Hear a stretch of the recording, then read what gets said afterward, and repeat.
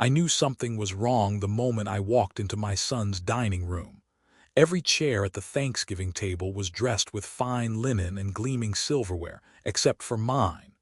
My place had been squeezed against the wall, half hidden by the curtain, with a plate 2 sizes smaller than everyone else's. That little act of arrangement told me all I needed to know. In this house, I had become less than family. You see, when you've worked 50 years with your hands, pouring concrete in July heat, hammering through December snow, you don't expect a throne. But you do expect a seat at the table you built. If you've ever felt sidelined by those you sacrificed for, then you'll understand my story. And before we go further, let me invite you. Give this video a like, subscribe for more family stories, and share your own experiences in the comments. I read everyone. The laughter carried across the room like I was standing behind glass. My grandchildren passed dishes back and forth, their voices high with excitement, yet no one turned to me. My daughter-in-law, Lucy, floated from kitchen to table with the grace of someone hosting for show. When she finally placed a plate in front of me, it was loaded last, scraps of stuffing clinging to the spoon, skinless slices of turkey, the gravy already cooling. I smiled politely, though inside my chest something stiffened. I remembered a different Thanksgiving, 15 years ago, when my wife Marjorie was alive. She had a way of fussing over everyone equally, making sure even the neighbor boy who joined us had a full plate before sitting down herself. That memory burned against the scene before me, Lucy laughing too loudly, my son Daniel nodding at her every word like a background instrument.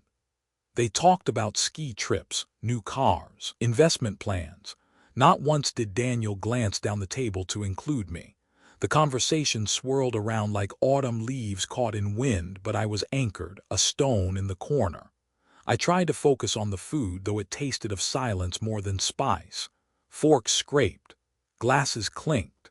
1,000 tiny reminders that this family, my family, had learned to function without me at the center. And then Lucy leaned close as she passed the cranberry sauce. Her perfume carried over, too sweet, too deliberate. She whispered, her lips barely moving, "Enjoy this, Thomas. Might be your last Thanksgiving here." The words were light, coated with sugar, but they struck harder than any hammer I'd swung in my life. I froze. My fork hovered above the plate. For a moment I wasn't sure I'd heard her right. But her eyes held mine for a fraction too long, and her smile returned too quickly, the way people smile after spitting venom. I let the cranberry sit untouched. Instead, I reached inside my jacket pocket, feeling the rough edges of the old leather notebook I carried.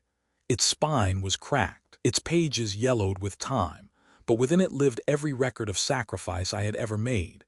Tuition payments, mortgage receipts, overtime slips, even notes from nights I worked double shifts so Daniel could attend his basketball camps. Most of them had forgotten, but I hadn't. The book remembered for me. The chatter swelled again. My granddaughter described a college acceptance letter. My grandson boasted about his new phone, and Daniel nodded along, pride shining in his eyes. He had inherited his mother's smile, but little of her kindness.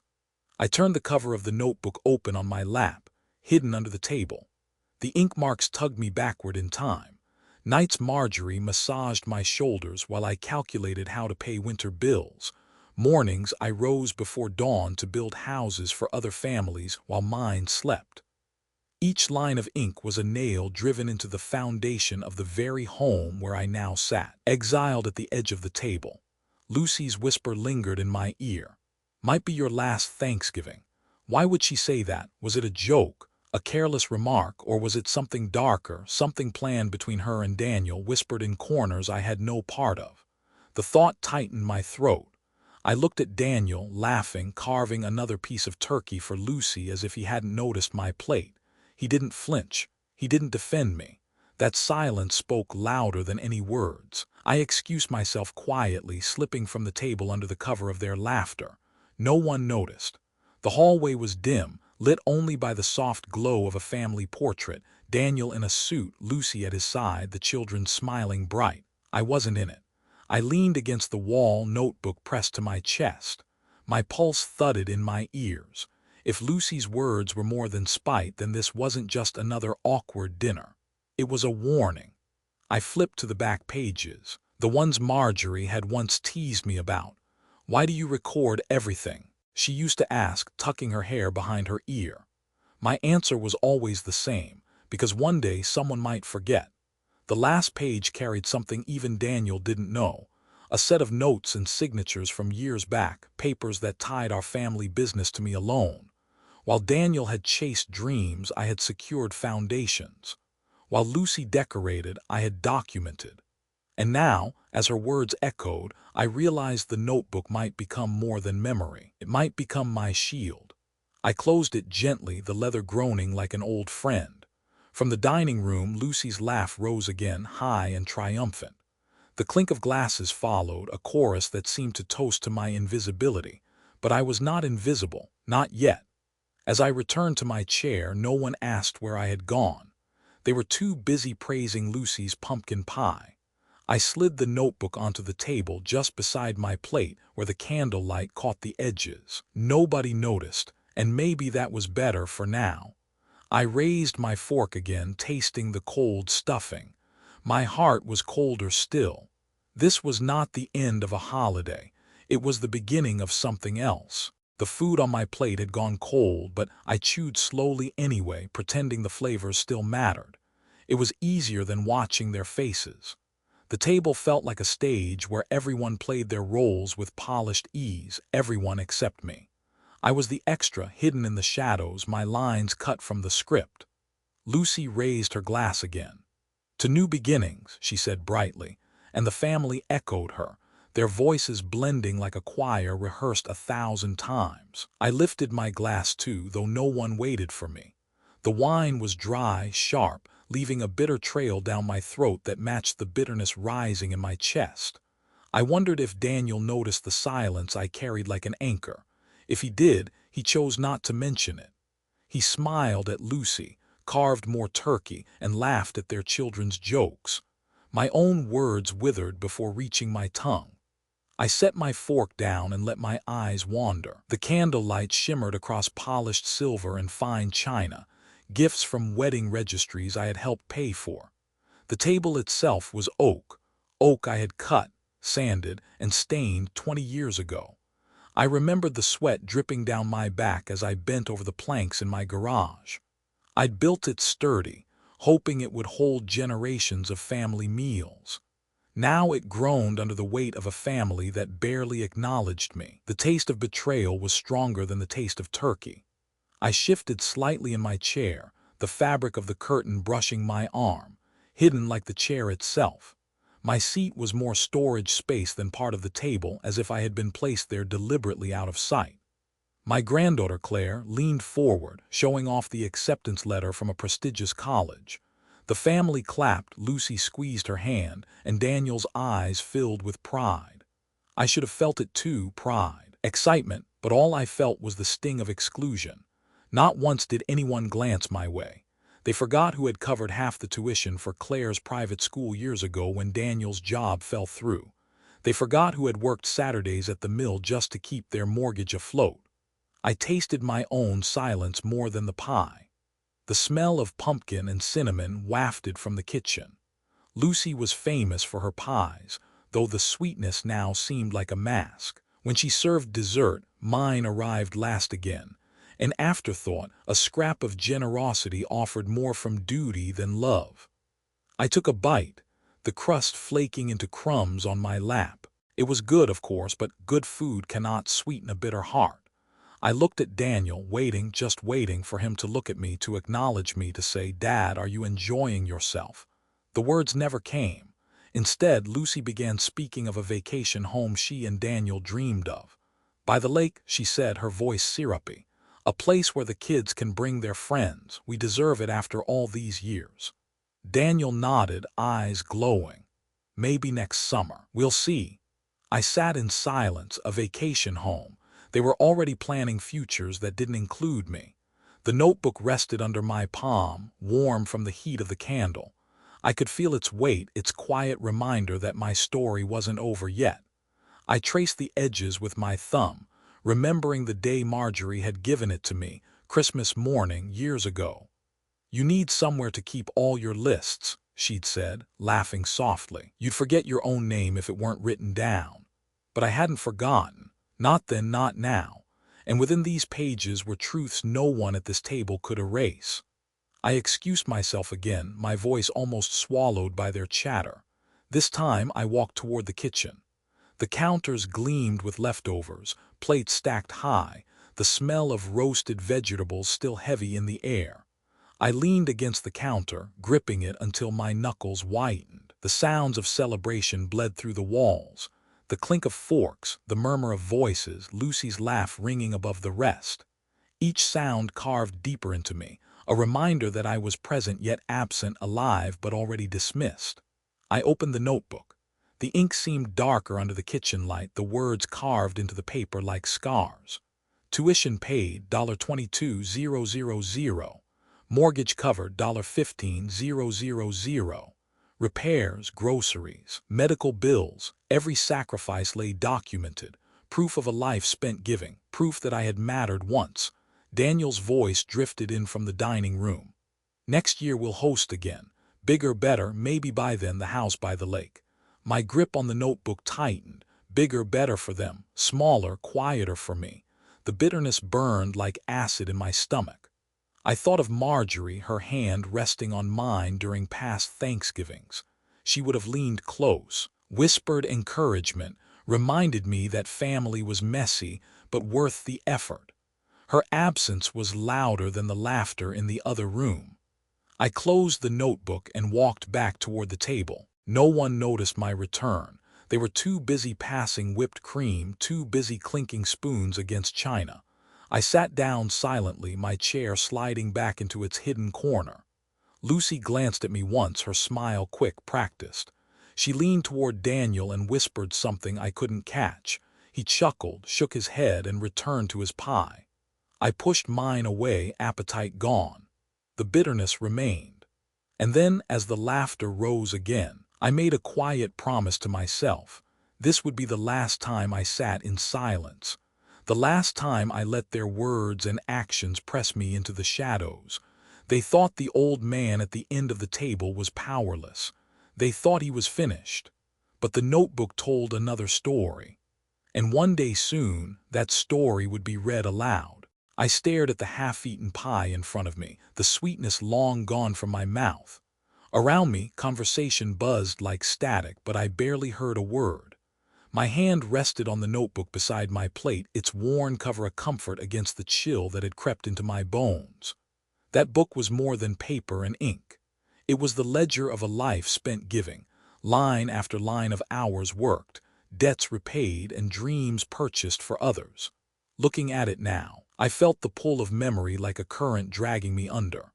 I closed my eyes, and suddenly I was 30 years younger. The clang of hammers echoed in my ears. I could smell sawdust, damp concrete, and the tang of sweat. Back then, I worked double shifts at the plant, pouring steel during the day and patching drywall in the evenings. I remember stumbling home past midnight, boots caked in dust, my back screaming with every step. Marjorie would be waiting at the kitchen table with coffee and a smile that carried me through. "You're killing yourself for them," she'd whisper, rubbing my shoulders, her fingers warm against my tired muscles. I'd shake my head, open the bills spread across the table, and remind her, "It's worth it. Daniel will have more than we ever did." The memory stung because sitting here tonight I wasn't sure he even remembered. I opened the notebook, flipping to the early pages. The ink had faded, but the numbers still told the story. Tuition fees from the private high school, $12, $800 a year. I remembered the nights I drove a delivery truck after my shift just to cover those payments. Daniel never knew.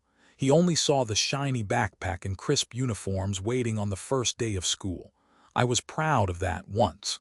Now it felt like a story told in vain.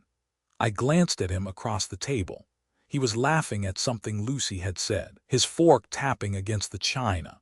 His hands, smooth and unscarred, gestured freely as if the world had never demanded anything hard from him. He lived in the ease my sweat had purchased. And Lucy, she leaned close, whispering again, her smile fixed like porcelain. I couldn't hear the words, but I didn't need to. Her earlier whisper still rang clear enough. "Enjoy this, might be your last." My fingers curled tighter around the notebook. Another memory rose, Claire's school trip to Washington, D.C. She'd been 10, her eyes wide when she told me about it. Daniel had promised he'd handle the cost, but when the invoice came, it was my overtime pay that filled the envelope. I remembered sliding the cash into Marjorie's hand while Claire packed her suitcase. The entry sat right here on the page, field trip $650. Beside it, Marjorie's neat handwriting. "Don't forget to rest." I traced the words with my thumb, the indentation still there after all these years. She'd always worried I gave too much. Maybe she had been right. The sounds of the present pulled me back. Laughter, forks clinking, the scrape of chairs. For them, tonight was a celebration. For me, it was a reckoning. I turned to another page. Daniel's wedding, expenses far beyond what we could afford. The suit rentals, the flower arrangements, the reception hall. He had cried when he told me Lucy dreamed of a grand affair. And I, fool that I was, worked every Saturday for 6 months to make it happen. The entry read, "Wedding contribution $14,300. I remembered Marjorie's worried look that night. "You're giving too much," she had said as she stitched lace into Claire's dress. "One day, Thomas, they might forget what it cost you." Those words had settled in me like a warning bell. Tonight I heard the bell tolling loud. I closed the book for a moment, staring at the candle flame flickering beside it. My chest felt heavy, not with food but with years of unspoken truths. I thought of Daniel's first car, a rusted Honda he loved more than anything. He never knew that the insurance payments came from my second mortgage. He only knew freedom, the kind bought with sacrifices he couldn't see. Every page of the notebook carried another secret like that. Sacrifices invisible to the family, now laughing 2 seats away. Sacrifices that had built their comfort while hollowing me out. Lucy's voice rose above the others. "Next year will be even better," she said. "We'll host something grand. By then, who knows, maybe even in a new house by the lake." The children cheered at the idea. Daniel nodded proudly. No one looked at me. But I looked at them, all of them, and felt the ground shift inside me. They thought their future was already written, their comfort guaranteed. What they didn't know was that my notebook held chapters they had never read. I turned to the last section, where receipts and signatures were tucked into envelopes. Bank statements, loan documents, records tying the family business to me, not them, proof of ownership, proof of control. I hadn't opened these pages in years.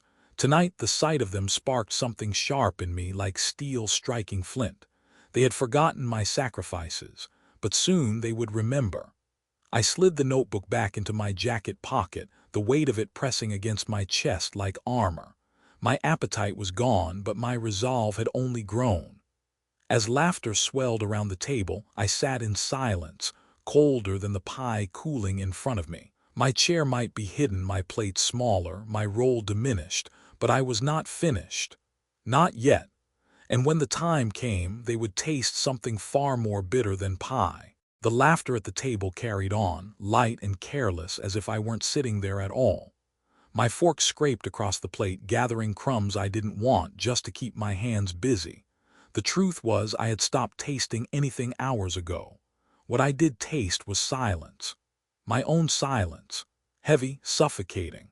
Daniel sat 2 chairs away, close enough to notice the emptiness on my plate, close enough to hear the pauses in my voice, yet he never turned his head. That silence was worse than Lucy's whisper.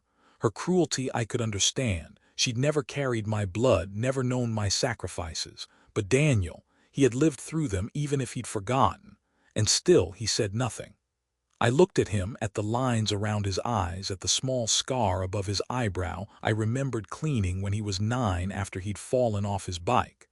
I had run through the night to the pharmacy for bandages, holding him close while he cried. "Don't worry, son," I had told him, "I'll always be here." But here we were, and he couldn't even meet my gaze. Lucy leaned toward him, murmuring something about the pie recipe, her smile flashing like a knife. Daniel laughed, nodding along as if agreeing with her mattered more than seeing me. I shifted in my chair. The curtain brushed against my sleeve again, reminding me I wasn't part of their circle but a shadow on the edge of it. I cleared my throat once softly. No one turned. I cleared it again, louder this time. Claire looked up for half a second, then back down at her phone. Daniel kept talking. The silence pressed harder. Humiliation has a sound. It isn't a shout or an insult, it's the scrape of silverware when no one answers you. It's the hollow pause when you speak and no one replies. I tried again, forcing my voice into the air. "Claire," I said, "what's the school like where you'll be going?" She blinked, surprised, then smiled politely. "It's great, Grandpa." Her tone was flat, rehearsed, her eyes already sliding back to her screen. Daniel didn't add a word. Lucy filled the gap with a bright laugh, sweeping the conversation away from me like crumbs brushed off the tablecloth. And just like that, my words disappeared. I thought of another table, another meal long ago. Daniel was 17, nervous about his college entrance exams. Marjorie had made his favorite roast, and I had sat across from him, offering help. I remember telling him, no matter how hard the test, we'll get through it together. That night he had looked at me as if I were his anchor. Tonight he didn't look at me at all. Lucy rose to refill the wine glasses. When she reached me, she tilted the bottle carelessly, a drop spilling onto my sleeve. "Oh dear," she said, not really apologizing, her eyes flicking to Daniel as if to share a joke. He chuckled softly, shaking his head. That was when the humiliation pierced deepest. Not in the wine stain, not in Lucy's dismissive tone, but in Daniel's chuckle. A son's laugh at his father's expense. I pressed the napkin to my sleeve, blotting the spot. My hands didn't shake, though I thought they might. Instead, something else steadied me. The notebook in my jacket pocket, solid against my ribs, reminding me that I carried truths they had forgotten. The conversation turned to vacations again. Claire wanted beaches. Lucy wanted mountains. Daniel said both. They planned out loud, weaving futures bright with color. None of those plans had space for me. "Maybe next year," Lucy said. "We'll finally make it to Italy. Just the four of us. It'll be perfect." I sat still. My silence roared in my ears. Just the four of us. The humiliation burned hotter than anger. Anger you can release, but humiliation stays, staining you from within. I forced myself to breathe slowly, to watch, to listen, to record it all in my mind. Each slight, each silence, each smirk, they would matter later. I felt Marjorie's absence again, sharper than ever. She would have spoken up. She would have reminded them that family was built on respect, that age deserved honor, not dismissal.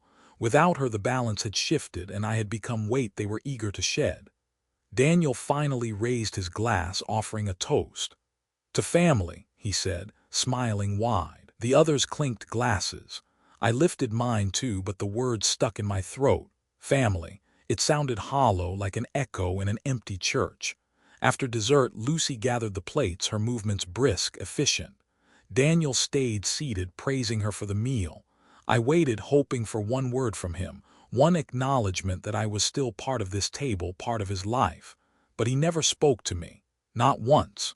I sat there longer than I should have, letting the humiliation press down until it felt like part of the air. Then I slid my chair back, the legs scraping across the floor. No one noticed. I stood, slipped the notebook deeper into my jacket, and walked toward the front door. My footsteps echoed faintly on the hardwood, wood I had laid with my own hands. The door creaked as I opened it, cold night air rushing in. Behind me, the laughter carried on. I stepped outside, closing the door gently so it wouldn't slam. The air was sharp with November frost, clean compared to the staleness inside. I stood on the porch, staring out at the street lamps casting halos on the pavement. My humiliation had turned to something else. Not yet anger, something colder, steadier, a resolve beginning to form. They thought I was invisible, they thought I was finished. But they were wrong. The night held its silence, and in that silence I made a quiet vow. Their dismissals, their whispers, their humiliations would not go unanswered. Not anymore. The cold air outside the house bit through my jacket, but I welcomed it. After hours in that dining room, smothered by laughter that didn't include me, the night felt honest, crisp, sharp. I stood on the porch for a long while, listening to muffled voices drifting through the walls I had once painted myself. They were celebrating still, maybe already forgetting I had slipped out. That was the role I played now, the man no one noticed leaving. I pulled the notebook from my pocket and held it under the porch light. Its leather cover caught the glow, edges frayed from years of use. This book had always been my record, my insurance against forgetfulness. Tonight it became something else. Not just memory, not just proof, a seed. As I thumbed through the pages, I felt Marjorie's voice in my head again. She had warned me not to give too much, not to let generosity blind me. "One day, Thomas," she had said softly, "if you keep handing pieces of yourself away, there'll be nothing left when you need it most." I hadn't listened, or maybe I hadn't wanted to. Giving had become second nature, an instinct, a duty.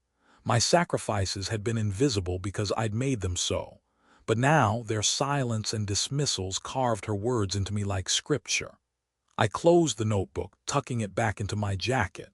My breath hung in the air, white against the dark. For the first time in months, maybe years, my hands stopped trembling. Resolve was settling in, quiet, steady, and colder than the November air. They thought I was fading. They thought I'd accept the corner seat, the small plate, the invisible role of a burden tolerated out of obligation. But I was not a burden. Not yet. I walked down the steps into the yard. The grass crackled with frost under my shoes, the street lamp humming faintly above.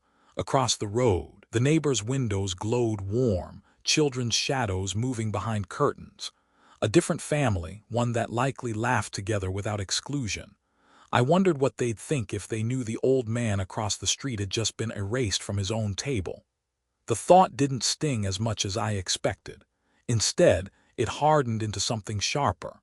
Humiliation, I realized, can be buried, but seeds grow in dark soil. I remembered another night, years ago, when Daniel had been broke after losing his first job. He had sat across from me at this very porch, head in his hands, saying he'd failed Lucy, that she deserved better. I had put a hand on his shoulder, telling him, "You'll get through this, I'll help." And I had, paid his rent for 6 months, covered his utilities, helped him stand up again. Looking back now, that hand on his shoulder felt like the start of my erasure. Each rescue made him stronger while I grew smaller in his eyes. But I wasn't small anymore, not after tonight. Inside the house, I heard chairs scrape and voices rise. Dessert was done. Soon they'd toast again, maybe pose for photos without asking me to join. Maybe they already had. I turned away from the sound, walking slowly toward my truck parked at the curb. The cold metal handle grounded me. I slid inside, shutting the door against their muffled cheer. Silence filled the cab, and in that silence my resolve took root. I set the notebook on the passenger seat. My fingers rested on its cover, feeling the ridges of worn leather. This wasn't just my history, it was leverage, proof that I wasn't irrelevant, proof that I still held weight. For years I'd thought dignity was something earned through sacrifice. Tonight I learned it was something you had to defend, and I would defend it. I started the engine, headlights cutting across the quiet street. I didn't drive yet. I sat there, staring at the house I had helped Daniel buy, the house where I now felt like a stranger. The windows glowed with warmth, silhouettes moving inside. To anyone passing by, it would look like a perfect family gathering. No one could see the father in the truck outside, planning his next move. The humiliation was finished. What came next was mine to shape. I thought of Marjorie again. Her last words had been a plea. "Take care of yourself, Thomas. Don't let them take everything you've built." At the time, I'd promised.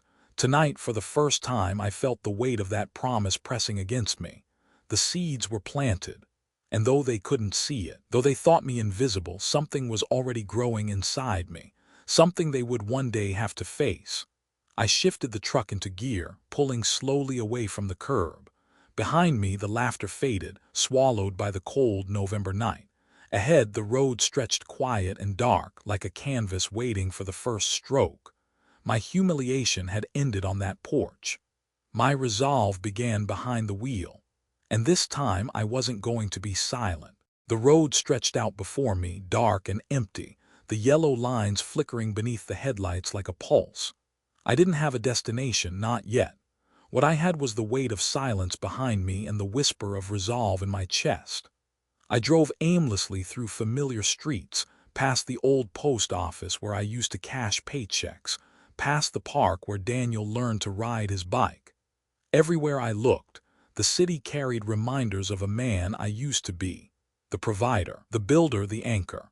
But tonight those memories felt like warnings. Warnings that being the quiet provider only made it easier for people to forget what you had given. No more. I stopped at a red light and let the engine idle. The notebook lay on the passenger seat, its pages still open to the records of sacrifice. I placed a hand on it, steadying myself, as if drawing strength from old ink and faded receipts. If this was going to change, it had to begin with a move, small, deliberate, undeniable, and I knew just where to start. The next morning I walked into town. The air was sharp with frost, my breath visible as I passed shop windows filled with holiday decorations. The world was preparing for celebration. I was preparing for something else. I stopped at the bank, pushing open the glass doors. Inside, the air was warm, humming with the sound of printers and murmured conversations. A young teller looked up, her smile practiced. "Good morning, sir. How can we help you today?" I placed the notebook on the counter, its spine cracking as I opened it. "I'd like to review some old accounts," I said, "and make sure my assets are in order." Her eyebrows lifted slightly, but she nodded, typing quickly into her computer. "Of course. Do you have specific accounts in mind?" I slid forward a page with an account number written in my careful hand, one tied to the family business Daniel liked to brag about. Assets he assumed were his future. Assets he never checked because he assumed I wouldn't dare touch them. The teller's voice softened with respect when she looked at the records. "Yes, everything is still under your name." Under my name. Those words settled in me like armor. Leaving the bank, I felt taller, steadier. The humiliation of the night before had not vanished, but it had transformed. Each slight, each silence, had hardened into a foundation I could stand on. And now I had proof, not just in my notebook but in official records, that what was mine remained mine. Later that day, I visited the workshop I kept at the edge of town. It was a small, cluttered place, filled with tools that had built more homes than I could count. I hadn't spent much time there since Marjorie passed, but the smell of sawdust and oil still clung to the walls. I ran my hands over the workbench, feeling the grooves and scratches etched into the wood. Each mark told a story. A table leg cut too short, a cabinet hinge hammered straight, a dollhouse I built for Claire one Christmas. Standing there, I realized this workshop wasn't just a place to fix broken wood. It was where I would begin fixing myself. I pulled out the notebook and opened to the last page, blank and waiting. With a steady hand, I wrote, November 24, the first move. That evening, Daniel called. My phone buzzed on the counter, his name glowing on the screen. I let it ring twice before answering. "Dad," he said, his tone casual as if the night before had never happened. "Just wanted to make sure you got home safe." "I did," I replied evenly. "Good, good. It was a nice dinner, wasn't it?" I pictured the empty seat in the corner, Lucy's whisper, his silence. "Yes," I said softly. "It was memorable." He didn't catch the edge in my voice, or maybe he ignored it. "Well, listen, Lucy and I were talking. We'd love for you to stay over sometime this winter, make things easier with the weather. You know, less driving for you." His words sounded kind, but beneath them I heard the undertone, convenience for them, control over me. "I'll think about it," I said. We hung up. I placed the phone face down, my heart steady. That call had been the confirmation I needed. They weren't done planning my future, but neither was I. I sat at my kitchen table that night, notebook open before me. Marjorie's handwriting filled the margins of the older pages, little notes, reminders, encouragements. Her voice lived there still. "You've done enough for them," she seemed to say. "Now do something for yourself." So I began writing line by line a new kind of record, not sacrifices, not payments, plans, plans for a future that was mine. When I finished, I leaned back, exhaustion washing over me. But it wasn't the exhaustion of a man beaten down. It was the fatigue of a man who had finally lifted something heavy after too long standing still. The first move had been made. Quiet, small, but real. And though Daniel and Lucy thought I was still the silent figure at the corner of their table, they were wrong. The silence had ended, and soon they would hear me loud and clear. The following morning, the frost still clung to the windows when I sat at the kitchen table, the notebook open in front of me. Its pages had always felt heavy, but now they carried a new weight, like stones laid carefully, one atop another, building something stronger than memory. I flipped through the entries slowly, each line a step backward through my life. It wasn't just numbers and receipts. It was my testimony, the story of a man who had given until his hands ached and his back bent, yet never once complained. Until now. One page held Claire's tuition, written neatly in ink from a pen Marjorie had given me for my birthday. Another bore the scrawled amount of Daniel's car loan, scratched hastily between shifts when I barely had the energy to write. Still another recorded payments for house repairs, notes about the roof after a hailstorm, the furnace that failed one bitter January. Every sacrifice was there, proof. I turned to the back where the envelopes were tucked. I had forgotten how many I'd kept. Loan documents, contracts, even letters of thanks from old employers. Each one was a brick in a wall I hadn't realized I'd been building all these years, a wall that could now protect me or expose them. I pulled out one envelope at random. Inside was a letter from Daniel, written when he was 22. His handwriting was sloppy, rushed, but the words were clear. "Dad, thank you for covering my rent. I don't know how I'd manage without you." I traced the lines with my finger, remembering the night he'd written it.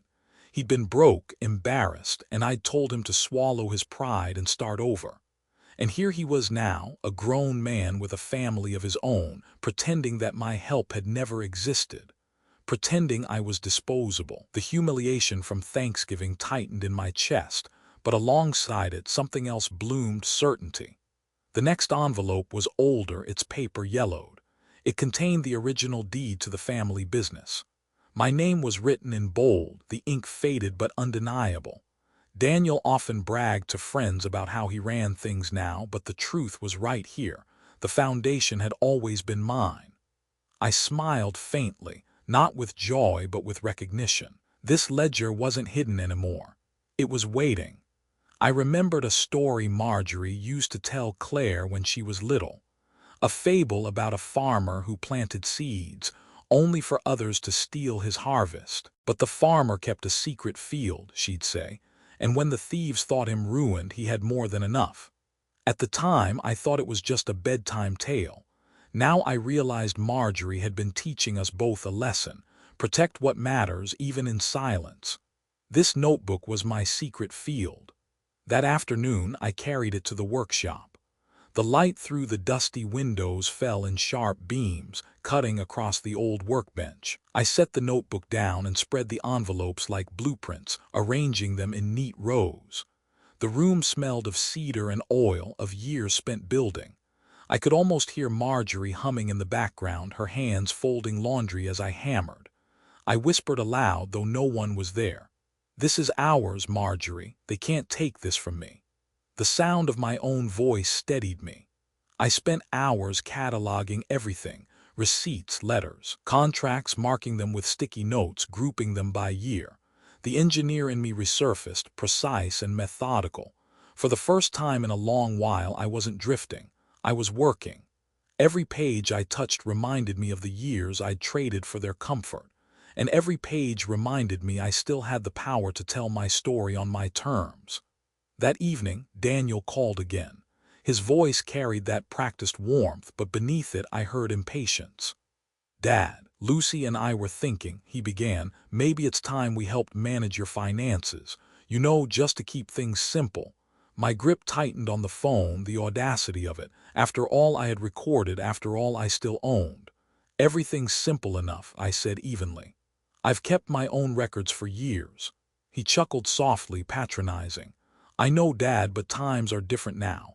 Apps, accounts, it's easy to make mistakes at your age." I said nothing, letting the silence stretch until it grew uncomfortable. Finally, I answered, "I don't make mistakes with what's mine." Before he could reply, I hung up. I sat in the quiet afterward, heart steady. His words had confirmed what Lucy's whisper had hinted. They weren't just careless, they were circling, planning, waiting. But they didn't know about the ledger. Later that night, I opened the notebook again, this time writing a new line. November 25, evidence gathered. I underlined it twice. It wasn't just a record anymore. It was preparation. For the first time in years, I slept soundly. The humiliation was still there, but it had become fuel. The silence had become resolve. And the ledger, my hidden ledger, was becoming my weapon. They thought I was powerless, but the proof was all in my hands. And soon they would learn just how sharp a quiet man's memory could be. The days after Thanksgiving passed in a quiet rhythm. I kept to myself, sorting through papers in the workshop, cataloging each page of the notebook until the records looked less like scraps of a life and more like a case file. But silence, I had learned, is never permanent. It was a Saturday afternoon when I heard them. Daniel and Lucy had stopped by unannounced, their SUV pulling into my driveway with the confidence of owners returning home. I was upstairs in my room, sorting old photographs when the front door creaked open. No knock, no call of my name, just the sound of keys in a lock I had given Daniel years ago, back when trust had seemed natural. Their voices carried faintly up the stairwell. "He's slower these days," Lucy was saying. Her tone was sharp, clipped. "You saw him at dinner, barely touched his food. He can't keep this up much longer." Daniel sighed. "I know, but we have to be careful. If we push too soon, he'll dig in his heels." Push. My chest tightened. They weren't here to visit, they were here to plan. I moved quietly, sitting on the edge of the bed, straining to hear. Lucy's voice floated up again. "The house is the key. Once he's out, everything falls into place. It'll sell quickly in this market, and we'll finally have what we need." Daniel muttered something I couldn't catch, then added, "Dad doesn't even realize how valuable this place is. He just lives in it like it's 1985. Their footsteps creaked across the living room floor, each sound pressing heavier against me. Lucy laughed lightly, too sweet. "Don't worry, he trusts us. He always has. He won't see it coming." I felt the old floorboards under my feet, the same ones I had nailed down with Marjorie years ago. Back then, every sound of the house had been a comfort. Her steps in the kitchen, Daniel's running feet as a boy. Now those same creaks felt like betrayals, carrying the voices of people who saw me as an obstacle. I reached for the notebook on the nightstand. My fingers brushed its familiar cover, and for the first time I felt its weight, not as a record but as a shield. Their voices dropped, muffled now, but one phrase carried clear through the stairwell. "Nursing home brochure. I left it in the car." My throat went dry.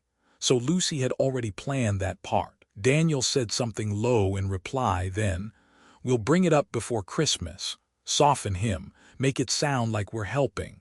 Helping. The word stung worse than insult. Helping was what I had done for decades, working through nights, paying bills that weren't mine, building their future with my own calloused hands. And now they wanted to help me by pushing me out of the very life I had built. I heard the rustle of papers, Lucy flipping through mail on the counter. "Still pays everything on time. That's good, it means no red flags. We'll need the utilities in our names once he's gone." Daniel's reply was quieter, but I caught enough. "He won't fight us. He never does." I closed my eyes, steadying my breath. They had mistaken silence for surrender. They didn't know the ledger. They didn't know the man who had built everything they were standing on. A memory came to me then, sharp as glass. Years ago, when Daniel was 12, he'd wanted to quit baseball. The practices were long, the coach harsh. One evening, he'd thrown his glove on the porch, declaring he was done. I had sat him down, held the glove between us, and told him, "The easy thing is walking away. The hard thing is staying in the game when it hurts." That boy had nodded, his eyes shining, and promised to stick with it. And yet here he was now, an adult, thinking his father would walk away quietly. He had forgotten the lesson, but I hadn't. Their voices grew fainter as they moved toward the door. I heard Lucy again. "He'll thank us later. Once it's done, he'll understand." The The door closed with a click. Their footsteps crunched across the driveway, the SUV engine roaring to life. I sat there for a long moment, staring at the notebook in my lap, my heart pounding not with fear but with clarity. I opened it to a blank page and wrote carefully, each stroke deliberate. December 3. Heard their plan with my own ears. House, nursing home, utility transfer. They think I won't fight. The ink sank deep into the paper, darker than usual, as if the pen itself knew the weight of the words. I underlined it twice. That evening I walked through each room of the house, touching the walls, the furniture, the photographs. Everything here carried my fingerprints, Marjorie's laughter, Daniel's childhood. It was not just a house. It was a record of my life, built board by board, nail by nail. And yet to them it was nothing but a dollar sign. I stopped in the living room, looking at Marjorie's picture on the mantel. "You were right," I whispered, too generous, too trusting. The silence that followed wasn't empty, it was agreement. By the time the night deepened, my mind was no longer clouded by humiliation. It was sharpened by purpose. They thought they had time to convince me, time to push me gently into the corner. But what they didn't realize was that their whispers had lit a fire I had kept buried too long. The seed of resolve had sprouted, and soon it would break the surface where everyone could see. The morning after I overheard their whispers, the house felt different. The walls still stood, the furniture still sat in its place, but the air itself carried a new weight. It wasn't home anymore, it was contested ground. I walked through each room slowly, notebook in hand. The living room where Marjorie had read stories to Daniel, the kitchen where she baked pies, the porch where I taught him how to sand wood. Every corner spoke of my life. And now, my son and his wife spoke of it as if it were theirs to sell. I stopped in front of Marjorie's photo on the mantel. "They think I'm finished," I said aloud. The silence answered, steady and cold. That afternoon I returned to the workshop. The old radio in the corner hissed static as I spread documents across the bench, bank statements, contracts, receipts. I wasn't just organizing anymore. I was building a case. I created 3 piles. 1, ownership proof, the deed, the mortgage records. 2, financial contributions, every tuition, every repair, every check I had signed. 3, personal letters, reminders of promises made and broken. The piles grew until the workbench looked less like a craftsman's table and more like a battlefield map. The storm inside me had found its form. I remembered a winter years ago when a blizzard had blown through town. The roof had buckled under the weight of snow. Daniel had been 12, terrified that the house would collapse. I had stayed up all night on a ladder, clearing the drifts, hammering boards against the wind. By morning the house stood strong, though my hands were raw and bleeding. Dad saved the house, Daniel had boasted to his friends. Now he planned to take that same house from me. The irony was almost poetic. 2 days later Lucy called. Her voice was syrupy, too sweet. "Thomas," she said, "Daniel and I were talking. We think it might be nice for you to look at some communities, just for the future, of course, no rush." Communities, that was her word for nursing homes. I let her speak, nodding though she couldn't see. She filled the silence with promises of comfort, of safety, of company, but every word dripped with calculation. When she finished, I said only, "Thank you for thinking of me." She paused, surprised by my calm. "Of course," she said quickly. "We only want what's best." I hung up before she could hear the steel in my breath. That evening, I sat at the kitchen table and wrote another line in the notebook. December 5. They are preparing their move. I must prepare mine. Preparation became my rhythm. I visited the county clerk's office asking for copies of property records. The clerk, an older man with kind eyes, slid papers across the counter. "Everything's in your name, Mr. Hayes, solid as stone." Solid as stone. I repeated the phrase all the way home. I also visited the bank again, speaking with a manager this time. "If anyone attempts to access my accounts," I asked, "can I be notified immediately?" He assured me I could. I left with paperwork in my pocket and a quiet satisfaction in my chest, but it wasn't enough to gather proof. I needed to see their intentions unfold, to catch them in their own web, so I started listening more closely. When Daniel stopped by, his questions carried new weight. "How's the house, Dad? Keeping up with the bills? Need any help with paperwork?" His tone was light, but his eyes flicked toward the mantel where my documents used to sit. I lied smoothly. "Everything's fine, just fine." Inside, I tightened my grip on the notebook hidden under the table. Nights grew longer, colder. I spent hours at the workshop, lamp casting long shadows across the papers. Each page felt like a weapon being sharpened. I thought of Marjorie often, her voice, her warnings. "Don't give too much." I whispered back, "Not anymore." Then, one evening, I caught them again. I had stepped outside to bring in the trash bins when I saw their SUV idling at the curb. They thought I was asleep. Through the open window, their voices drifted out. "After Christmas," Lucy said. "That's when we'll bring the paperwork. He won't fight us if we make it sound like it's for his safety." Daniel muttered, "We should get the utilities in our names by January. It'll be easier if he doesn't notice right away." I froze, the cold air burning in my lungs. They weren't just talking anymore, they were planning step by step. Lucy's laugh followed. "By spring the house will be sold and will be settled by the lake." I stepped back into the shadows until their car drove off. Then I returned inside, heart steady, breath sharp. At the kitchen table, I opened the notebook and wrote, "December 8th, timeline confirmed, after Christmas. They believe I won't resist.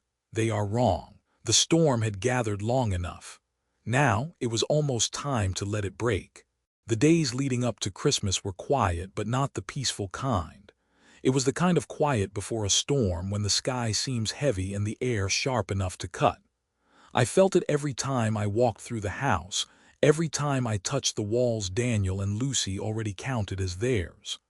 Their timeline was clear. After Christmas, the push would come. And well, I had decided I wasn't going to wait politely for it. I spread the notebook open on the dining table one evening, its pages lined like trenches. Receipts, deeds, contracts, all laid out as if I were preparing for trial. In a way I was. Not in a courtroom, but in the arena of family where battles cut deepest and scars never truly fade. I looked at the deed again, my name printed in black ink, solid as the foundation I'd poured myself. My fingers pressed against the paper, tracing the letters like scripture. This was mine, not because of a signature alone, but because every beam and nail had come from my sweat, and they wanted to strip it away with a smile and a brochure. The breaking point came on a cold Thursday evening. Daniel stopped by, unannounced as always, his knock brisk but unnecessary since he already had the keys. I opened the door before he could use them. "Dad," he said, flashing the smile he saved for negotiations. "Just checking in. You holding up all right?" I stepped aside, letting him in, though my chest tightened. His eyes scanned the living room, lingering on the stack of envelopes on the table, still keeping up with everything. He asked casually, nodding toward the papers. "Always have," I said evenly. He chuckled, patting my shoulder. "I know, Dad, just times change. Thought maybe after the holidays we could go over things together. Make it easier." Easier, that word again. I heard the subtext as clearly as if he'd spoken it aloud. Easier for us to take control. I nodded slowly, masking the fire inside. "After the holidays," I said. He smiled, satisfied, and left with the same briskness he'd arrived. When the door shut, I exhaled, my breath shaking. That was it. The line had been drawn. That night, I sat at the kitchen table long after midnight, the notebook open in front of me. Marjorie's handwriting in the margins felt like a hand on my shoulder. "You've given enough," it seemed to say. I picked up my pen and wrote, "December 15. They think January belongs to them, but I will act first." The pen dug so deep into the paper it nearly tore through. The next morning I began my move. I called the attorney whose card I'd kept all these years. The secretary's voice was polite, efficient. "We can schedule you for early next week, Mr. Hayes. Does Tuesday work?" "Yes," I said, my voice steady. "Tuesday works." When I hung up, the house seemed to breathe differently. For weeks I had been cataloging, waiting, listening. Now, for the first time, I was acting. In the afternoon, I walked the perimeter of the property. The winter grass crunched under my boots, the fence posts leaning slightly from years of weather. This yard had seen baseball games, birthday parties, arguments, reconciliations. It had seen life, and it was still mine. I paused by the porch where Lucy had once told me with a sugary smile that she loved the character of the place. Character, she'd said, as if it were a novelty to sell. My fists tightened. No, this wasn't character, this was history. I spent the evening in the workshop, sorting documents into neat folders. Ownership proof, financial records, letters of thanks. Evidence not only of what I had given, but of who I still was. The storm was no longer gathering, it was ready to break. I knew Daniel and Lucy would be shocked. They thought I was still the man at the corner of the table, silent and small. They thought my silence was weakness, but they were about to learn what silence really was, patience. And patience, when it finally speaks, speaks louder than any shout. That night I sat in my armchair, notebook on my lap, and looked at Marjorie's picture. "I'll keep my promise," I whispered. "They won't take everything we built." The house creaked gently in the cold as if it agreed. I don't know exactly what lies ahead, lawyers, papers, arguments that cut deeper than words should. But I do know this: I won't let them write the ending of my story, not without me holding the pen. This was my breaking point, and from here everything would change. Tuesday morning arrived cold and gray. Frost laced the edges of my truck's windshield as I scraped it clean, breath fogging the air. My jacket was pulled tight, the notebook tucked under my arm like a soldier's weapon. For weeks, I had carried its weight in secret.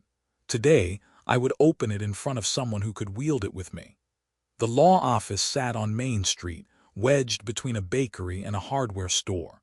The bell above the door chimed softly when I stepped inside. Warmth and the faint smell of coffee greeted me. A young receptionist looked up, smiling politely. "Mr. Hayes?" she asked. I nodded. "Mr. Whitman will see you now."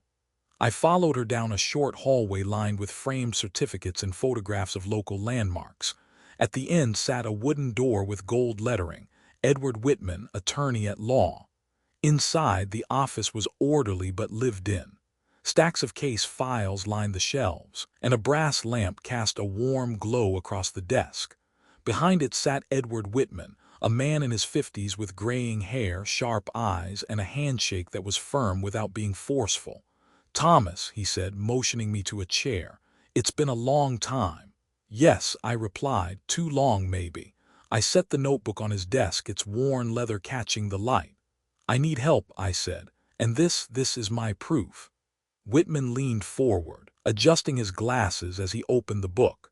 He flipped through pages slowly, his brows rising as he read the meticulous entries, the envelopes of receipts, the copies of deeds and contracts. "You kept everything," he said softly. "Impressive." "I had to," I replied. "No one else was keeping track." For nearly half an hour I explained. The Thanksgiving dinner, Lucy's whispers, Daniel's silence, the late-night SUV conversations I'd overheard. My voice stayed calm, but each word was carved deep like chisel on stone. When I finished, Whitman leaned back, steepling his fingers. "Thomas, you're in a stronger position than you realize," he said. "The house, the accounts, even the business, it's all still in your name. Legally, you're secure." "Legally," I echoed, "but families don't fight with lawyers first. They fight with words, with guilt, with silence." Whitman nodded. "True. But if it comes to it, you won't stand alone." He pulled a folder from his desk and slid it toward me. Inside were documents with bold headers: power of attorney, living trust, advance directive. "These are tools," he explained. "Ways to protect yourself before anyone tries to make decisions for you. If Daniel and Lucy attempt to move against you, you'll already have safeguards in place." I stared at the papers. For years I had trusted words spoken at dinner tables, promises made in the warmth of family. Now my future rested on signatures and seals. But maybe that was the only language they would respect. "I'll sign what I need to," I said firmly. "But I want one thing clear: I'm not surrendering. I'm not fading quietly. They need to understand that." Whitman's eyes met mine. "Then let's make sure they do." As we worked through the details, a strange calm settled over me. For weeks, humiliation had pressed down like a weight. Now, with each signature, each initial, I felt that weight shift, still heavy but carried differently. Not as a burden, but as armor. When the last page was signed, Whitman gathered the documents neatly.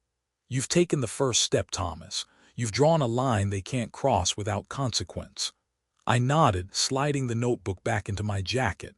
"Good, because they are already preparing their move." Walking out of the office, the winter sun broke briefly through the clouds, casting light across the sidewalk. I stood there a moment, notebook in hand, breathing in the cold air. For the first time in weeks, my chest felt open. This wasn't just survival anymore, it was strategy. That evening, Daniel called again. His voice was smooth, practiced. "Dad, Lucy and I were thinking maybe after Christmas we can go over some of your paperwork together, just to make things easier." I almost laughed at the repetition. "We'll see," I said. My voice was calm, steady. He didn't hear the steel underneath. After the call, I sat by the fireplace, flames crackling softly. The house felt warmer, not just from the fire, but from something inside me that had reignited.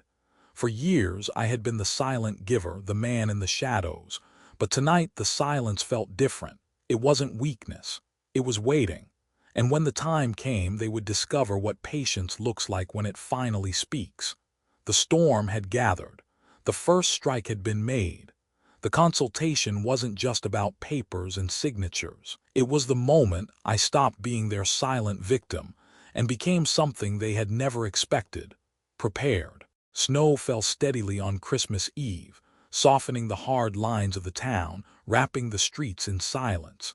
Inside my house, the air carried the smell of pine and wood smoke. The tree stood in the corner, its lights twinkling faintly, though the ornaments hung more sparsely than in years past. Ellen had always filled it with detail. I managed only the basics. Still, it glowed enough to make the living room look alive. I sat in my chair by the fire, notebook resting on the side table, a quiet sentinel. Every page felt heavier now, each signature from Whitman like a shield between me and the storm I knew was coming. By 6 o'clock, headlights swept across the driveway. Daniel's SUV pulled in, tires crunching over the frozen gravel. I rose slowly, my hand brushing the worn leather of the notebook before I left it where it was. Tonight wasn't about papers, it was about truth. The front door burst open, voices filling the hallway. Lucy's perfume drifted in first, sharp and sweet, followed by Daniel's heavy laugh. They carried bags of wrapped gifts, bright bows glittering under the porch light. "Merry Christmas, Dad." Lucy's voice was high, almost brittle. I smiled faintly. "Merry Christmas." We gathered around the table. Dinner was simple: roast chicken, potatoes, green beans. The kind of meal Ellen and I had made dozens of times. Conversations circled around weather, traffic, Daniel's work. It all felt rehearsed, like lines in a play we'd each been given. But beneath the chatter, I caught the sideways glances, the moments when Lucy's voice dipped or Daniel's jaw tightened. They weren't here just for Christmas. When dessert came out, apple pie from the bakery down the street, Daniel finally cleared his throat. "Dad," he began, "Lucy and I have been talking. With everything going on, maybe it's time we sat down and looked at the future." "Your future." Lucy leaned in, her smile careful. "What Daniel means is you've carried so much on your own, the house, the bills, we just want to help." "Help," I repeated, tasting the word like it was bitter. Daniel nodded. "Exactly. We were thinking after the holidays maybe we could get some papers drawn up. Make sure everything's in order. That way if anything happens, it's all clear." I set my fork down gently. "You've been thinking about this for a while, haven't you?" Silence fell. The fire popped in the hearth. Lucy's eyes flicked to Daniel, then back to me. They didn't answer, but they didn't need to. I stood and walked to the mantel, picking up Ellen's photo in its silver frame. Her smile looked out at me, soft, knowing. "When your mother was alive," I said slowly, "she warned me not to give so much that gratitude disappears." I didn't listen. I thought love would always be enough. I turned, holding the photo close. "But love doesn't pay for silence, and silence is what you've given me." Daniel's face reddened. "Dad, that's not fair." "Not fair." My voice cut sharper than I intended. "You talk about my future as if I'm not sitting right here. You whisper about plans as though I'm already gone, and you think I don't notice. Lucy's hands trembled around her fork. "We just worry about you." "No," I interrupted. "You worry about yourselves, about what happens to this house, to the money, to the life I built with these hands." I held up my calloused palms, scarred from years of labor. "And you forget who built yours." The silence was heavy, the kind that makes air feel thick. Finally, Daniel leaned forward. "What are you saying?" I placed Ellen's photo back on the mantel and walked to the side table. My hand rested on the notebook, though I didn't open it. "I'm saying," I replied evenly, "that I'm not as blind or as helpless as you think, and that whatever plans you've been making, they end tonight." Their eyes widened. For a moment I almost pitied them. Almost. The grandfather clock chimed 8, each strike echoing like a verdict. Snow still fell outside, muffling the world in white. Inside, the fire burned brighter, crackling against the silence. Lucy's voice broke first. "Dad, you don't understand." "Oh, I understand perfectly," I said. "The question is, do you?" I left the notebook closed on the table, a promise of what it contained. Tonight wasn't about showing my cards. It was about reminding them I still had a hand. We finished the evening in uneasy quiet. Gifts were exchanged, but the joy was hollow, the laughter forced. Daniel and Lucy left shortly after 9, their smiles too tight, their goodbyes clipped. I watched their SUV disappear into the snowy night. My house felt larger when they were gone, the walls no longer pressed by unspoken words. I returned to my chair, the notebook by my side, Ellen's photo on the mantel. For the first time in years, I felt like the house itself was listening, not to betrayal but to resolve. Christmas had always been about family, about giving, about love. This year it had become something else, a reckoning. And though the night ended quietly, I knew it was only the beginning. The storm had broken, and I was ready for it. The morning after Christmas was quiet in the way only winter mornings can be, heavy, muted, as if the world had drawn a blanket over itself. Snow still covered the ground, softening every edge. From my chair by the window, I watched the neighborhood wake slowly, smoke curling from chimneys, children dragging sleds down the street. But inside my house there was no laughter, no clatter of dishes. Only the tick of the grandfather clock and the low hiss of the furnace. I had slept little the night before. The words at the table replayed in my mind on an endless loop. Daniel's careful tone, Lucy's trembling hands, the silence that said more than either of them dared to admit. I poured myself a cup of coffee, the mug warm in my hands.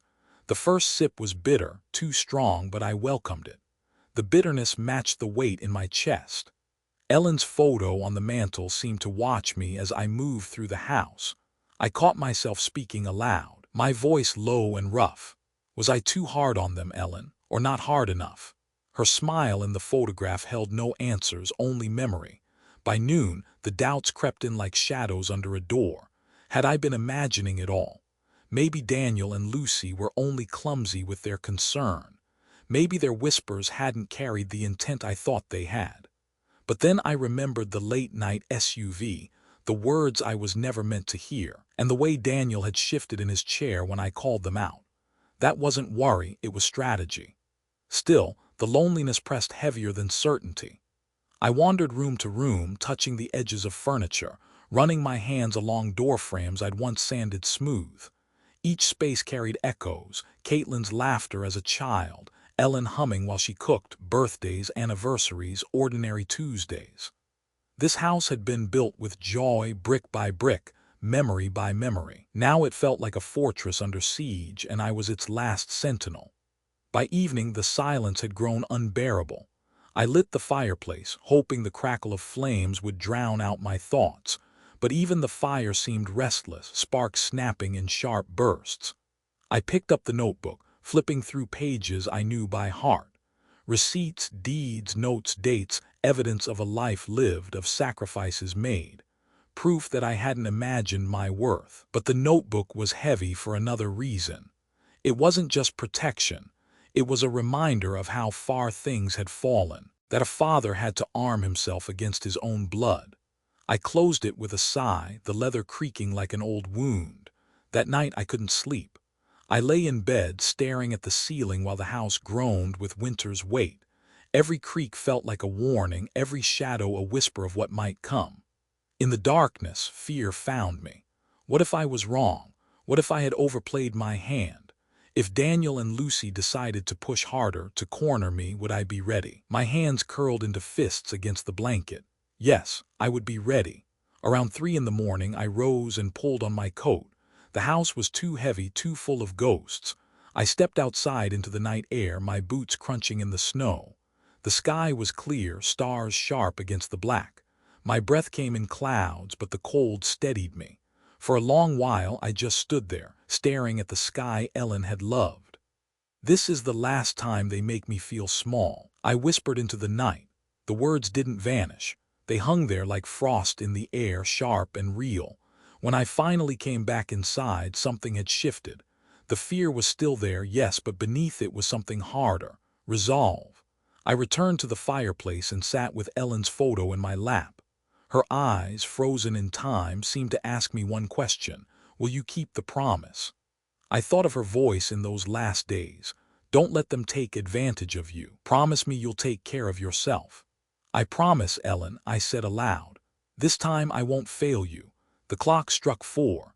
Dawn was still hours away, but I felt the stirrings of morning within myself.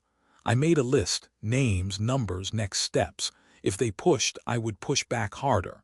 If they tried to take what wasn't theirs, I would show them what it meant to underestimate a man who had built everything with his bare hands. The storm hadn't yet broken, but I could hear it gathering. And when it came, I would not face it as a victim. I would face it as a man prepared. That was the night everything changed.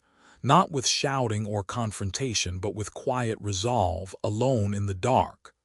The dark night wasn't my defeat. It was the sharpening of my blade. And soon, Daniel and Lucy would learn just how sharp it had become. The week after Christmas dragged heavy, each day marked not by joy but by silence.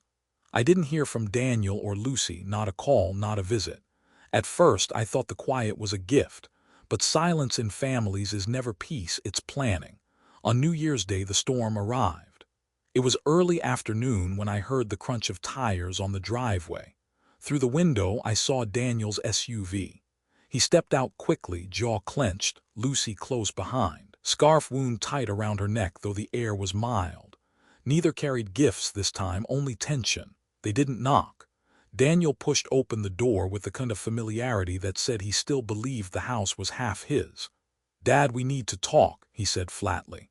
I stayed in my chair by the fireplace, Ellen's photo on the mantel behind me. "Then talk." Lucy sat on the edge of the couch, wringing her hands.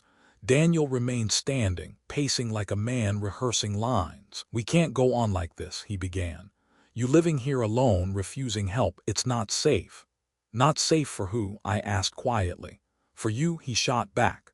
"Lucy and we've been discussing options. We found a facility, comfortable, reputable. You'd have your own space, staff to help with daily things. You'd be secure." Lucy tried to soften it. "It wouldn't be forever, Dad, just until things feel easier. You've carried so much." I stood then, the notebook in my hand. Its weight steadied me. "You mean until you can carry what's mine, is that it?" Daniel stopped pacing. His eyes flicked to the notebook, then back to me. "That's not fair." "No," I said evenly. "What isn't fair is pretending this is about my safety when it's really about this house. About the money you think is waiting here like fruit on a tree." The silence that followed was heavier than shouting. Lucy looked away first. Daniel's jaw worked as though grinding stones. Finally, he said it, the words I had expected, dreaded, and somehow longed for. "You can't live here forever. You'll slip, you'll forget, and then something terrible will happen, and when it does, we'll be the ones left cleaning up." I held his gaze. "You mean you'll be the ones left cashing in?" Lucy flinched. Daniel's face hardened. For the first time, the mask slipped. "Fine," he snapped. "If that's how you want to see it, then yes. This house could give us a new start. A place where Lucy can breathe, where I don't have to worry about bills every month. After all you've done, don't you think we deserve something back?" "Deserve?" My voice rose sharp against the walls. "You speak of deserve while I look at these hands, scarred, broken, calloused from decades of work. Every brick, every nail in this house is mine. And you, who never lifted a hammer for it, dare tell me you deserve it." Lucy's eyes welled, but she didn't stop him. Daniel spread his arms wide, voice climbing. You can't keep clinging to the past, Dad. You're old. Tired. This house is too much. We could sell it tomorrow, set you up somewhere nice, and finally move on with our lives. Why can't you see that? I took a step forward, the notebook pressed to my chest. Because I do see. I see clearer than you think, and you'll learn soon enough I'm not the confused old man you're counting on. The room crackled with tension. The fire hissed in the grate, a log collapsing in sparks. For a moment, none of us spoke. Then, quietly, I placed the notebook on the coffee table between us. You see this, I said. Every sacrifice, every receipt, every proof of what I built for this family, it's all here. And if you think I'll let you erase it, you're mistaken. Daniel's eyes narrowed. You wouldn't dare. I leaned in, my voice steady as stone. Try me. Lucy reached for Daniel's arm, whispering, not here, not now. But he shook her off, his face red, his breath quick. This isn't over, he said, pointing at the notebook as if it were a loaded weapon. No, I answered. It's just beginning. They left as abruptly as they'd arrived, the door slamming behind them, rattling the picture frames on the wall. I stood in the silence they left behind, the notebook still resting on the table, its pages undisturbed. Through the window, I watched their SUV pull away, taillights glowing red against the pale afternoon. My hands shook, not with fear, but with the weight of what was coming. The line had been crossed. That night I sat by the fire long after the flames died, the notebook open in my lap, Ellen's photo watching from the mantel. The breaking point had come. There was no going back. And for the first time, I didn't want to. The first week of January was brittle cold, the kind that cracks wood and burns lungs. I spent most of it in silence, tending to the fire, reading through the notebook and waiting. I didn't have to wait long. On Friday evening, headlights swept across the driveway again. Daniel's SUV pulled up fast, too fast for snow-slick roads. The tires hissed as he braked hard. Lucy followed behind him, her face pale in the glow of the porch light. They stormed in without knocking. Daniel clutched a folder in his hand, its edges bent as though he'd been gripping it too tight. We're done talking, he said, slamming the folder onto the table. We went to a lawyer. We can do this with or without your cooperation. Lucy's voice wavered. Dad, please don't make this harder than it has to be. I stayed seated in my chair, Ellen's photo on the mantel above me, calm, still. Sit, I said. My voice was low, steady, the kind that doesn't invite refusal. For a moment, Daniel hesitated. Then, muttering under his breath, he sat, Lucy close beside him. I pulled the notebook into my lap, stroking the worn leather cover as though it were alive. You think you know the law? I asked softly. You think whispers in cars and papers in folders can undo 25 years of sweat? Daniel leaned forward, fire in his eyes. This isn't about sweat. It's about reality. You're not capable of living here alone anymore. That house, the bills, it's wasted on you. We can make better use of it. I opened the notebook, flipping to the first page, yellowed receipts from the early years. Better use, I repeated. You call my life's work wasted. Every dollar, every night shift, every ache in my bones is written here. This is the reality. I tossed a handful of receipts onto the table. They fluttered like autumn leaves, university tuition payments, wedding expenses, hospital bills I had paid without question. Do you see these? I asked. This is what I gave you, and do you know what I asked in return? Gratitude, respect, nothing more. Lucy's eyes brimmed with tears, but Daniel sneered. You can't keep hiding behind memories. The law is the law, Dad. We'll get what we're owed. I reached into the back of the notebook and pulled out the crisp folder Whitman had prepared. I placed it gently on top of Daniel's crumpled one. This, I said, is the law. Daniel's face paled as he opened it, flipping through the notarized documents, power of attorney secured in my own terms, living trust structured to cut them out, advance directives signed and sealed. You, his voice caught in his throat. You've already. Yes, I said firmly. I've already protected myself. The house, the accounts, the future, it's all locked down. You can't touch a cent without my permission. And after tonight, you'll never have it. Lucy's tears spilled freely. Dad, we were just worried. I raised a hand, silencing her. No, Worry doesn't sound like whispers about selling what isn't yours. Worry doesn't laugh at the thought of me locked away. Don't insult me by pretending this was love. Daniel stood suddenly, fists clenched. You've ruined us. No, I said, rising to my feet at last, my voice filling the room like thunder. You ruined yourselves by forgetting who raised you, by confusing generosity with weakness, by mistaking patience for blindness. The room shook with silence. The fire popped loudly in the hearth, sparks rising like a chorus to my words. I stepped closer, my hand steady. Get out tonight and don't come back until you remember what family means. Lucy grabbed Daniel's arm, whispering, please, let's go. But Daniel jerked away, his face contorted with rage. You'll regret this, he spat. I met his glare without flinching. I already regret raising a son who sees his father as a burden. There's nothing left to fear. He faltered then, the fury in his eyes dimming into something smaller, something like shame, though he hid it quickly. Lucy pulled him toward the door. This time he didn't resist. They left in silence, the slam of the door echoing through the house like a final blow. When they were gone, I sank back into my chair, chest heaving.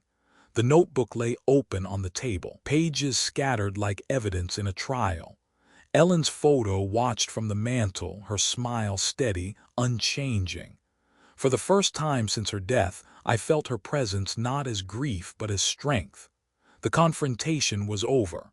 But the war, I knew, had only just begun. The morning after the confrontation, the house was unbearably still.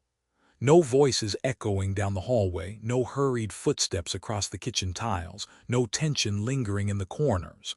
Only silence, and this time it felt different. Not like waiting for another blow, but like standing in the calm after a storm. I made myself a pot of coffee and stood by the window, watching the frost creep across the garden. Ellen's roses slept beneath the snow, their branches bare and fragile. Yet I knew come spring they would bloom again. Life has a way of returning when given time. The notebook sat closed on the table, its leather worn smooth. For weeks it had been my shield, my reminder that I was not as helpless as they thought. Now I realized it had become something more, a record not only of sacrifice but of survival. I ran my hand across the cover and whispered, "We made it, Ellen." For the first time, those words didn't carry sorrow, they carried relief. Later that afternoon I packed a small bag. Just a few clothes, Ellen's cookbook with her notes in the margins, the wedding photo that had sat on our dresser for decades. I locked the door behind me and drove out to the edge of town. There was a small park Ellen had loved, nothing grand, just a stretch of walking paths, a pond that froze over in winter, benches tucked under old oak trees. I sat on one of those benches, the cold seeping through my coat, and let the quiet fill me. A man walking his dog passed by, nodding politely. Children laughed across the frozen pond, their skates scratching bright lines across the ice. Life went on, simple and ordinary. And I realized that was what I wanted now. No more battles, no more whispers behind closed doors. Just the right to live quietly with dignity intact. That evening, I returned home and began the slow work of sorting. Ellen's jewelry box stayed. The photo album stayed, but clothes, dishes, old tools, those I packed into boxes for donation. Every item I gave away felt like laying down a weight I had carried too long. By midnight, the house looked different, lighter, less crowded with ghosts. I sat once more by the fireplace, the flames soft and steady. Ellen's photo watched me from the mantel, her smile unchanged, but I saw it differently now. Not as a reminder of what I'd lost, but as a blessing for what I still carried forward. Daniel and Lucy never came back that week. No calls, no messages. Whether out of anger, shame, or simply defeat, I didn't know, and perhaps I didn't need to. What I knew was this: the house was still mine. My life was still mine. My choices, every last one of them, were still mine. That was enough. In the days that followed, I settled into a new rhythm: coffee in the morning, walks through the neighborhood. Afternoons spent repairing small things around the house, loose hinges, squeaky floorboards, quiet labor, the kind that fills time without stealing peace. And in the evenings I wrote, not just records or receipts, but memories, Stories of Ellen, of Caitlin's childhood, of the years when laughter filled these rooms. I wanted those memories preserved not as weapons but as gifts. Maybe one day Caitlin would read them. Maybe she wouldn't. But they would remain, proof of a life lived with love, even when that love was betrayed. One night, as I set the last log on the fire, I spoke aloud into the flickering light. I kept the promise, Ellen. I didn't let them take advantage of me, and I'll keep it still. The flames crackled in reply, warm and steady, and in that sound I felt her presence, not as grief, not as loss, but as quiet approval. The storm was over. My story, at least this part of it, had reached its end. But the lesson remained. If this story has struck a chord with you, if you've ever felt overlooked after giving everything, please like this video, subscribe for more stories, and share your own experiences in the comments. I read them all, and they remind me we're not alone in these struggles. Thank you for listening.